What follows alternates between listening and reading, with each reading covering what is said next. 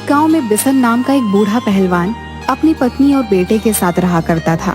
बिशन का बेटा इंदर खेती करके अपने परिवार का पालन पोषण करता था। बिशन की बूढ़ी पत्नी अक्सर बीमार रहा करती थी।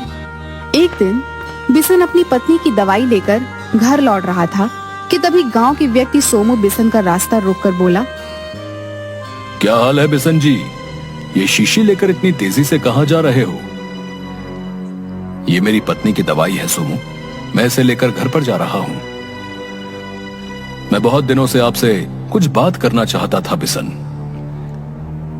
जब तुमने मेरा रास्ता रोका था तो मैं तभी समझ गया था कि तुम मुझसे कुछ बात करना चाहते हो। बोलो। बात यह है बिशन कि मेरे बेटे को पहलवानी का शौक चढ़ा हुआ है और मेरी भी इच्छा यही है कि वो पहलवानी करे और अपने गांव का नाम रोशन करे। और पहलवानी तुमसे बेहतर और कौन सिखा सकता है? मैं तुम्हारी इच्छा का सम्मान करता हूं सोमू, लेकिन मैं तुम्हारे बेटे को पहलवानी नहीं सिखा सकता। लेकिन क्यों बिशन? सारा गांव जानता है सोमू कि मैं किसी जमाने में पहलवानी किया करता था, लेकिन अब मैंने पहलवानी छोड़ दी है। अपने बेटे से कहो कि वो अपना ध्यान कामकाज पर लगाए तो वो ज्यादा सफल होगा। बिशन की बात सुनकर सोमू के चेहरे पर क्रोध झलकने लगा। अपने बेटे इंदर को तो पहलवानी के अच्छे दांव पेच सिखा रहे हो, चुपके चुपके उसे कुश्ती लड़ना सिखा रहे हो, और मेरे बेटे के सीखने के नाम पर बोल रहे हो कि तुमने पहलवानी छोड़ दी है। मुझे तुमसे ऐसी उम्मीद नहीं थी बिशन। ये क्या कह रहे हो तुम? सारा गांव जानता है कि मेरा बेटा खेती करता है, उसे कब से पहलवानी करने का शौक चढ़ गया। तो जाओ, जाकर अपने बेटे इंदर से पूछो कि वो रोज सुबह 4 बजे अखाड़े में क्या करने जाता है। इतना कहकर सोमू क्रोधित होकर वहां से चला गया। रात को जब इंदर घर पर आया तो बिशन उससे कुछ भी नहीं बोला। पूरी रात बिशन ने जाग कर ही गुजार दी। सुबह इंदर तैयार होकर जैसे ही घर से बाहर निकलता है कि तभी बिशन उठकर इंदर के सामने खड़ा हो जाता है। इतनी सुबह सुबह कहां जा रहे हो इंदर? मैं आपको बताना भूल गया पिताजी। आज मुझे सुबह सुबह खेतों में सिंचाई करनी थी और सिंचाई करने के लिए सुबह 4 बजे ही उठना पड़ता है, क्योंकि हमारे खेत का ट्यूबवेल कुछ दिनों से खराब हो गया है। पानी सुखिया चाचा के ट्यूबवेल से लेना पड़ता है। झूठ क्यों बोल रहे हो इंदर? अब तुम इतने बड़े हो गए कि अपने पिता से आंख में आंख डालकर झूठ भी बोलने लगे। मैंने झूठ नहीं बोला पिताजी। तुम अभी भी झूठ बोल रहे हो इंदर। सीधे सीधे ये क्यों नहीं कहते कि तुम रोज सुबह अखाड़े में पहलवानी करने जाते हो? तुमसे मैंने मना किया था कि मुझे तुमसे कुश्ती नहीं लड़वानी और ना ही तुमसे पहलवानी करवानी है। मेरी समझ में नहीं आता पिताजी कि आखिर आपको पहलवानी करने से क्या समस्या है। अपने समय में आप भी तो पहलवान ही हुआ करते थे ना। अगर आपके गुण मुझ में हैं तो इसमें मेरी क्या गलती? जब आप पहलवानी कर सकते थे तो मैं क्यों नहीं? तुम अभी इस संसार को नहीं जानते। पहलवानी करने से तुम्हारा भविष्य नहीं बन सकता। अगर तुम्हारा खेती करने का मन नहीं करता तो तुम कोई छोटा मोटा व्यापार कर लो, तो तुम्हारा जीवन सुखी रहेगा। पिताजी, मुझे बचपन से ही पहलवानी करने का शौक है और ये शौक मुझे विरासत में आपसे ही मिला है। क्या मैं खेती और पहलवानी दोनों साथ साथ नहीं कर सकता? यह सत्य है कि मैं अपनी जवानी में अपने गांव का नामी गिरामी पहलवान था। मुझे कोई भी अखाड़े में हरा नहीं पाया, लेकिन उसके बदले में मुझे क्या मिला? गरीबी, बेबसी। मैं तुम्हें इस लाचारी भरे जीवन से बचाना चाहता हूं इंदर, और तुम दोबारा इस दलदल में जाना चाहते हो जिस दलदल में घुसकर मेरा जीवन तबाह और बर्बाद हो गया। पिताजी, आपको क्या हो गया है? मैं दूसरे गांव के बूढ़े पहलवानों को देखता हूं जो अपने बेटों को अखाड़े में लड़ने की शिक्षा देते हैं, मगर आप पहले ऐसे पहलवान पिता हैं जो अपने बेटे को पहलवानी करने से रोक रहे हैं, जैसे कि मैं कोई बहुत बड़ा क्राइम कर रहा हूं। अगर मैं तुम्हें रोक रहा हूं बेटा, तो तुम क्यों नहीं समझते कि उसका कोई ना कोई कारण होगा? अगर कोई कारण है तो फिर आप मुझे बताते क्यों नहीं? मैंने आपसे कितनी बार जिद की मुझे कुश्ती सिखा दीजिए, मगर आपने हमेशा मेरी बात को टाल दिया।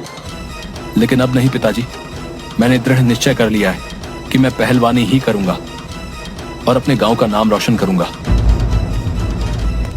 पिछले कुछ दिनों से नगर खजूरा से सूरज पहलवान का पुत्र भीमा अखाड़े में कुश्ती लड़ने के लिए हमारे गांव आया हुआ है, और पिछले 3 दिनों से कोई भी पहलवान उसे कुश्ती में नहीं हरा पाया है। पिताजी, मैंने उसे चुनौती दी है और मैं आज अखाड़े में उसका घमंड चकनाचूर कर दूंगा। मुझे आशीर्वाद दीजिए पिताजी।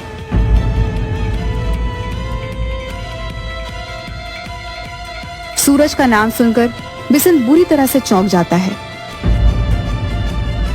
क्या चंदन नगर के सूरज का बेटा भी पहलवान बन गया है? हाँ पिताजी, तुम उससे नहीं लड़ोगे इंदर। ये कैसी बातें कर रहे हैं आप? पिताजी, मैं उसे भरे गांव में चुनौती दे चुका हूं। इतना सब कुछ हो गया और तुमने मुझे अभी तक नहीं बताया। यहां तक कि मुझे गांव के दूसरे व्यक्तियों से पता चल रहा है कि तुम अखाड़े में जाकर पहलवानी कर रहे हो। और यही नहीं, तुमने मुझसे बगैर पूछे सूरज के बेटे को चुनौती भी दे दी। मैं कोई बच्चा नहीं हूं पिताजी, जो हर बात आपसे पूछ कर करूं। और वैसे भी मैं कोई शराब नहीं पी रहा या कोई गलत कार्य नहीं कर रहा, पहलवानी कर रहा हूं। अरे, और पिताओं को तो अपनी संतान पर गर्व होता है। इंदर की बात सुनकर बिशन इंदर का मजाक उड़ाते हुए मुस्कुराते हुए बोला, सूरज का बेटा कितने साल से अखाड़े में कुश्ती लड़ रहा है? वो पिछले 3 साल से अखाड़े में कुश्ती लड़ रहा है। और तुमने कितनी कुश्तियां लड़ी हैं?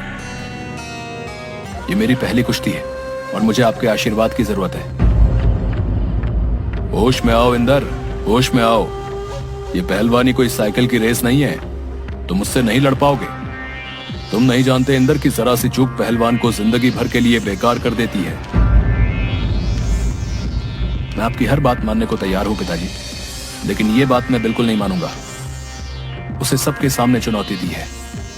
अब अगर मैं अपनी चुनौती को वापस ले लूंगा तो वो समझेगा कि मैं डर गया, और तो और मेरे गांव का नाम भी बदनाम हो जाएगा।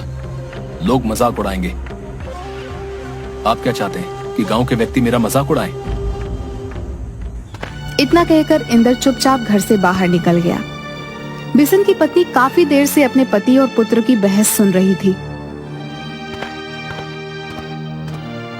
जब वो पहलवानी करना ही चाहता है तो तुम्हें उसे पहलवानी करने देना चाहिए। तुम अच्छी तरह से जानती हो कि मैं उसे पहलवानी क्यों नहीं करने देता। लेकिन वह इस वक्त जवानी की जोश में है, वह आपकी किसी भी बात को नहीं समझेगा। डर तो मुझे इसी बात का है कि उसकी जवानी का जोश उसके लिए कोई नई मुसीबत ना खड़ी कर दे।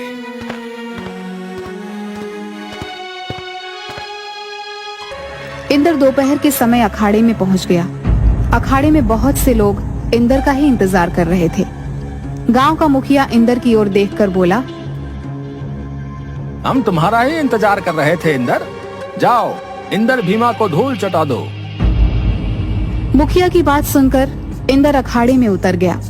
भीमा इंदर की ओर देखकर मुस्कुराता हुआ बोला,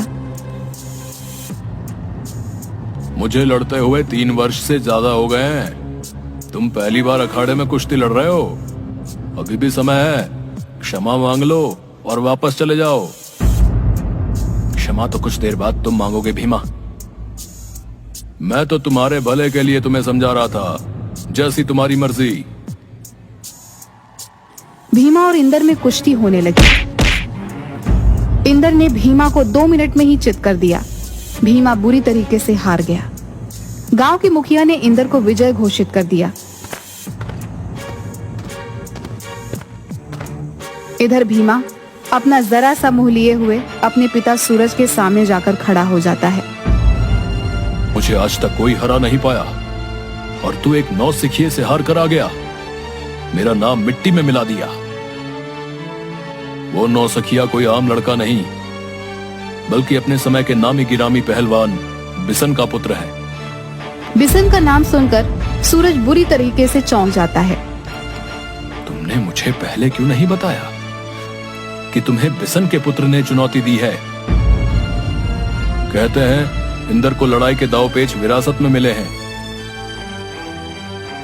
चिंता मत करो, 2 दिन बाद तुम दोबारा उस इंदर को चुनौती दोगे। आप इंदर की ताकत को नहीं जानते पिताजी। उसे हरा पाना बहुत मुश्किल है। तुम अभी पहलवानी के बारे में अधिक नहीं जानते। मत भूलो, मैं इस गांव में अखाड़ा चलाता हूं।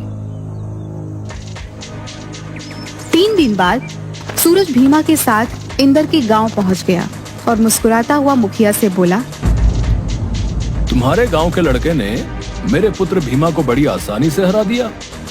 हाँ तो मेरा बेटा इंदर को दोबारा चुनौती देने आया है। इसका कहना है कि अगर इंदर वाकई में एक मर्द है तो आज दोपहर में वो आकर इससे कुश्ती लड़े, नहीं तो चूड़ियां पहनकर अपने घर बैठ जाए।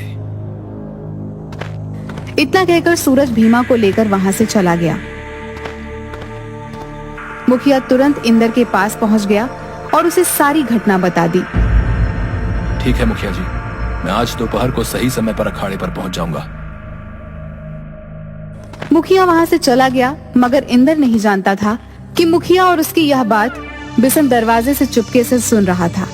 इंदर दोपहर में जाने की तैयारी कर रहा था कि तभी बिशन इंदर से बोला, ये सूरज की चाल है इंदर, उसके झांसे में मत आना।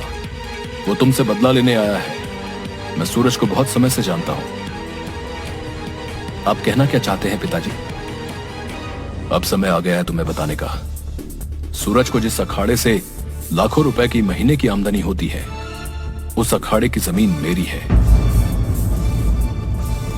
बिशन की बात सुनकर इंदर बुरी तरीके से चौंक गया। क्या आपने मुझे इस बारे में पहले क्यों नहीं बताया? अगर वो जमीन आपकी है तो फिर गांव को छोड़कर यहां क्यों चले आए? बरसों पहले एक रोज सूरज ने बड़ी चालाकी से मुझे उकसाया। जब मैं कुश्ती लड़ने के लिए अखाड़े में उतरा तो उसने एक शर्त रखी कि अगर वो मुझे हरा देगा तो ये सारा अखाड़ा जमीन सहित उसका हो जाएगा। मैं उसकी चालाकी को समझ नहीं पाया। सूरज ने धोखे से मेरी आंखों में एक पाउडर डाल दिया। कुछ देर के लिए मुझे दिखाई देना बंद हो गया। इसी का फायदा उठाकर सूरज ने अपने शरीर की पूरी ताकत लगाकर एक घूंसा मेरे पेट में मार दिया। मैं हार गया और मैं सड़क पर आ गया। मैं तुम्हें और तुम्हारी मां को लेकर इस गांव में चला आया। बाद में मुझे पता लगा कि सूरज ने धोखे से जो घूंसे का वार मेरे पेट पर किया था, उससे मेरी एक किडनी पूरी तरह से डैमेज हो चुकी थी। इसी वजह से मैं आज कोई मेहनत का काम भी नहीं कर पाता। आपने मुझे ये बात पहले क्यों नहीं बताई पिताजी? अब तो मैं भीमा से जरूर लड़ूंगा और आपका बदला जरूर लूंगा। इतना कहकर इंदर बहुत तेजी से घर से निकल गया और अखाड़े में पहुंच गया। कुछ ही देर बाद भीमा और इंदर में कुश्ती होने लगी, मगर भीमा ने बड़ी चालाकी से इंदर की एक टांग तोड़ दी। इंदर हार गया। इंदर को इस हालत में देख बिशन की आंखों में आंसू आ गए। इंदर अब अपाहिज हो चुका था। मैं तुमसे इसीलिए मना करता था बेटा, और मैंने तुम्हें चेताया भी था कि सूरज अपना बदला लेने के लिए आया है। ये उसकी चाल है, लेकिन तुमने मेरी बात नहीं मानी। लेकिन अब क्या होगा जी? इंदर हमारा इकलौता सहारा था। भीमा ने उसकी टांग इतनी बुरी तरीके से तोड़ी है कि डॉक्टर ने कहा है कि इसकी टांग सिर्फ विदेश में ही सही हो सकती है, नहीं तो ये जीवन भर अपाहिज ही रहेगा। यही तो हमारे बुढ़ापे का सहारा था। अब हम क्या करेंगे? अचानक बिशन इंदर की ओर देखकर बोला, तुम तो पहली बार में कुश्ती जीत गए थे, दूसरी बार में अचानक तुम्हारे साथ क्या हुआ? मुझे नहीं पता पिताजी। मुझे बस इतना पता है कि मैं कुश्ती जीतने ही वाला था कि तभी मुझे अचानक दिखाई देना बंद हो गया, और इसका फायदा उठाकर भीमा ने अपनी टांग मेरी टांग पर बुरी तरह से मार दी और मेरी टांग टूट गई। अच्छा नहीं किया ये सूरज ने, ये अच्छा नहीं किया। इतना कहकर बिशन अपने गांव के मुखिया को लेकर सीधा सूरज के घर पर पहुंचा।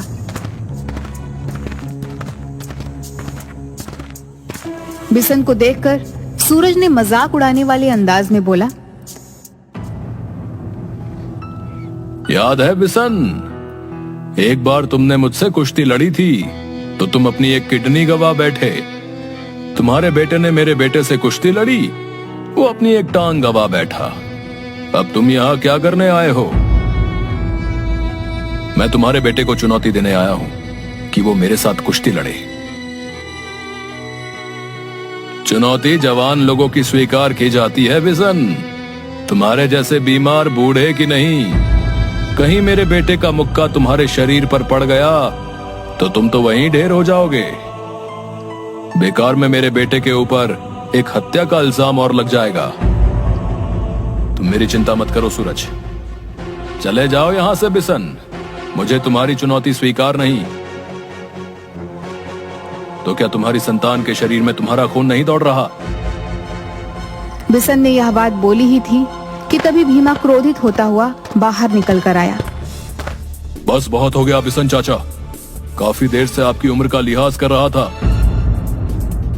तुमने मेरे बेटे के लिए बहुत घटिया बात बोली है बिशन। तुम्हें इसका जवाब कल अखाड़े में मिलेगा और कल के अखाड़े में सारा गांव इकट्ठा होगा और तुम्हारी मौत को देखेगा। मुझे कल का इंतजार है।